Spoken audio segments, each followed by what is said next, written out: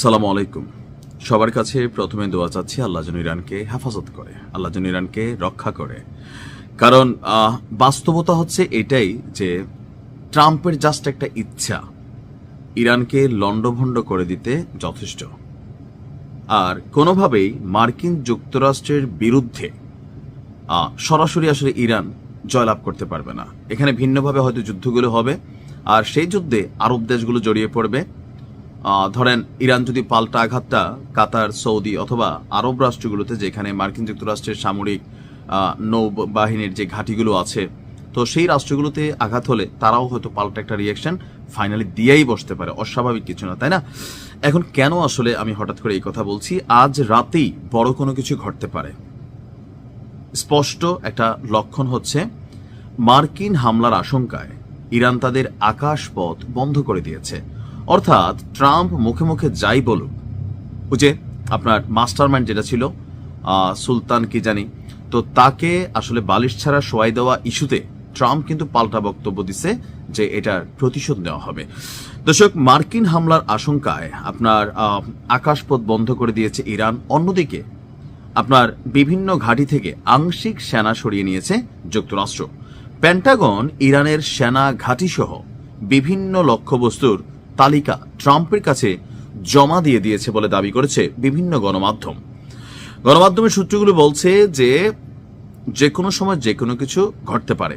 এদিকে ইরানের প্রধান বিচারপতি বলছেন, রাজপথে নাশকতায় জড়িতদের দ্রুততম সময়ে কঠোর শাস্তির আওতা আনা এবং কঠোর শাস্তি নিশ্চিত করতে হবে। তবে ট্রাম্প বলছে যে বিক্ষোভকারীদের যদি মৃত্যুদণ্ড দেওয়া হয় তাহলে আপনার এটা কঠিন দাবি হবে। আর ট্রাম্পের দাবি ইরান সেখান থেকে সরে এসেছেন একজনকে দেওয়ার পরে।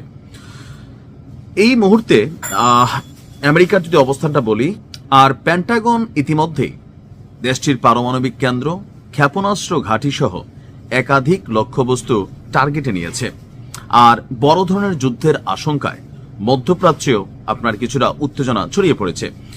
সৌদি এই বিষয়ে আপনার কি বলা হয়, যে ধরেন একটা অবস্থান তো নিয়েছে ইরানের পক্ষে। অপরদিকে সৌদি আরবে অবস্থানরত মার্কিন নাগরিকদের চলাচলে সতর্কতা জারি করেছে যুক্তরাষ্ট্র। আবার পরিস্থিতিতে ট্রাম্পের যে অবস্থান, এটা একটু ধোঁয়াশা আমার কাছে মনে হচ্ছে। আর প্রতিবেশী দেশগুলোকে কড়া ভাষায় সতর্ক একদিকে করার চেষ্টা করছে তেহরান, পাশাপাশি নিজেদের আকাশ প্রতিরক্ষা সিস্টেম অ্যাক্টিভ করার চেষ্টা করছে।